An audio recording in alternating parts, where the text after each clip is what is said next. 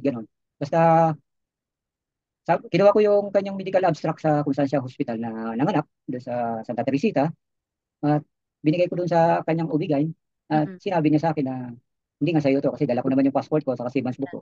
Yung labas ko ng bansa at saka yung pagpasok ko ng bansa, recorded. Sabi ko, paano nangyari yan na ganyan na? Wala naman ako saan. Hindi nga sa'yo ito eh. Sabi sa akin.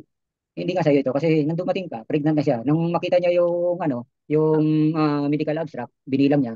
Complete siya sa 9 months kasi yung last niya October 21, 2013, yung last menstruation niya. Tapos nanganak siya ng July 28. So complete siya sa 9 months. Sabi niya ganun. Complete siya.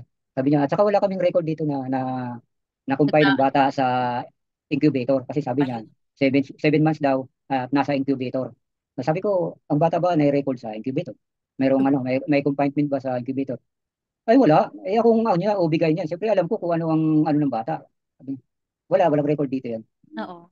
Sabi niya sa akin kasi kaya nagdagdag nga ako ng padala sa kanya dahil may extra na bayarin sa incubator.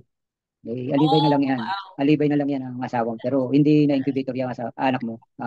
Sabi ko, hindi ko anak yun. Pinangalan na sa'yo eh. Sabi ko, bunga eh. Yun ang Pero mali, pagka nilagay mo. sinubmit niya na yun, with or without your consent, dahil sa married kayo, so may right Oh, siya may to right. do Oh. it. Oh, Mm-mm. at ito, paalam ko na rin sa iba nating mga member, kung ganyan man ang naging nangyari, dapat pala within 2 years, yan, within 2 years, pagka gusto mo na I-contest mo yun. i-correct, i-contest mo, dapat within 2 years, makontest mo na siya. Pag lumabas ka ng 2 years, ang prescriptive period lang ng ano natin dyan, 2 years lang. Halimbawa, doubted ka doon sa anak mo, tapos napatunayan mo talagang hindi sa'yo, dahil wala ka naman sa bansa, ah, yun ang, yun ang fault ko. Kasi, ang Bumalik ka nangyari, pa nun, no? ang nangyari In kasi 2 years, noon, bumalik ka pa. di, ah, hindi ko na siya nabalikan.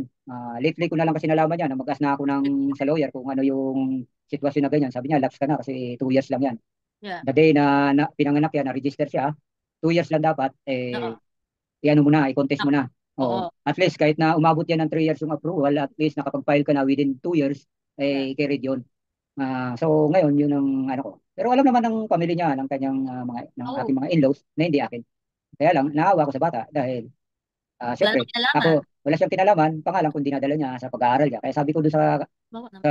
sa, sa nag-aalaga, isa sa kamag-anak niya, sabi ko, Ah, hindi rin yung nanay? hindi, nagsusupport